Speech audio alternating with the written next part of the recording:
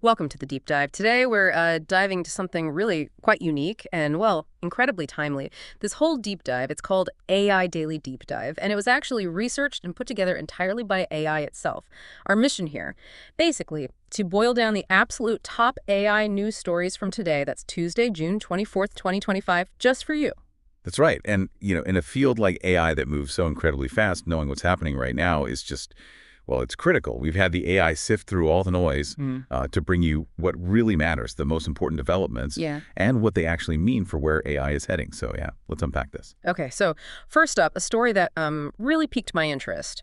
An experiment comparing generative AI, I think ChatGPT, Gemini against Google Flights, and get this, an actual human travel agent. They were trying to find cheap last-minute flights, NYC to Charlotte.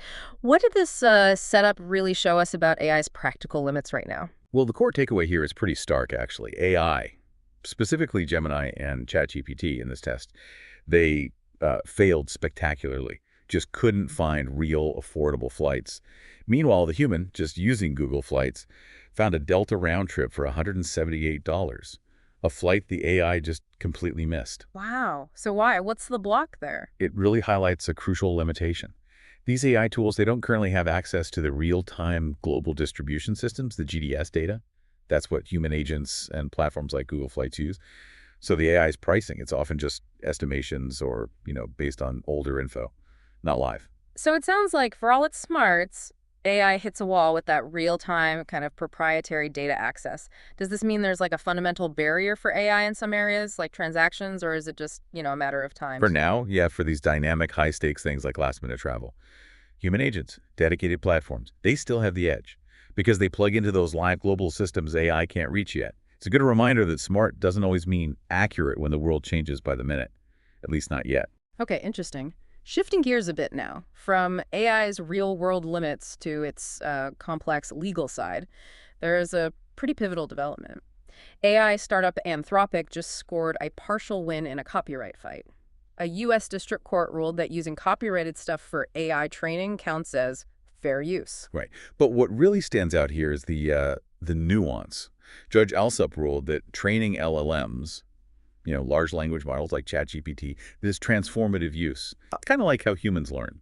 But, and this is the big but, the victory is only partial. Anthropic still has to face trial for piracy. Piracy, how does that fit in? Because they apparently downloaded over 7 million pirated books from unauthorized sources, places like Books3 and LibGen. Whoa, okay. So the distinction isn't just what you learn, but how you got the textbook, basically. Yeah. And that potential for billion-dollar damages. That's got to be a huge warning sign for AI developers, right? Absolutely. It underlines that while the training process might be seen as fair use, how you acquire the data is critically important, legally and financially. It really raises a massive question for the whole industry, then. Even if your use is fair, how you get the data that matters a lot. Precisely. Huge implications. All right, so from the courtroom, let's pivot over to the lab, or maybe out of the lab. We're talking about how AI is stepping into the physical world. Google DeepMind just launched something called Gemini Robotics on Device. What exactly is embodied AI, and why is this such a big deal for robots moving around freely? Yeah, this is a really exciting one. If you connect it to the bigger picture, it's a genuine game changer for what we call embodied AI. That's AI that can physically interact with the world, navigate it. Gemini Robotics on Device puts Gemini 2.0's really advanced capabilities, vision, language, action directly onto the robot itself. On the robot, so it doesn't need a constant internet connection. Exactly. It means robots can operate autonomously without being tethered to the cloud constantly. This improves performance hugely in real-world, sometimes messy environments. Okay, so they can learn more like us by doing things out in the wild without needing that constant link. That sounds huge. I mean, the article mentioned folding clothes or zipping bags after just 50 or 100 demos with their new SDK. That's a massive leap, right, toward genuinely adaptable machines. It absolutely is. It allows for impressive general-purpose dexterity. We're moving much closer to robots that can perform complex tasks, adapt quickly, and operate independently. Incredible. Okay, and finally, let's look at where AI still kind of struggles. Despite all this mind-blowing progress, a new framework published in Trends in Cognitive Sciences shows why toddlers still absolutely crush AI when it comes to learning language. How is that even possible? It's fascinating, isn't it? The study suggests that if a human learned a language at the same rate as current AI models, it would take something like 92,000 years to become fluent. 92,000 years. Okay, wow. What's the core difference then? The difference is how children learn. It's embodied, they touch, they move, it's interactive, it's social, it's multimodal using sight, sound, smell, touch, motion. Kids actively co-construct their learning environment. AI, on the other hand, mostly learns passively from massive amounts of text data.